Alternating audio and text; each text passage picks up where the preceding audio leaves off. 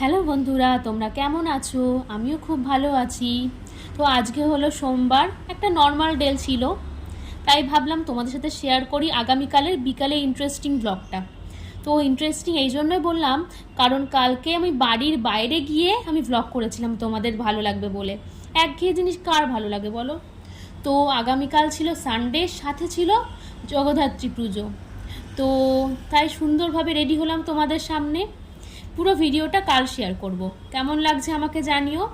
আমি আর মা আগে বেরিয়ে পড়লাম, সাথে মায়ের কিছু বান্ধবীরা, মানে আমার আন্টিস, খুব সুন্দর সাজিয়েছিল চারিপাশটা।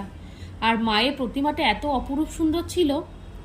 তো এরপরে আমরা কিছুক্ষণ বসেছিলাম। তো এরপর আমি কিছু ফটো শেয়ার করলাম, যেগুলো ওখানে গিয়ে আমি তুলেছিলাম। খুব সুন্দর সুন্দর ফটোস এসেছিল।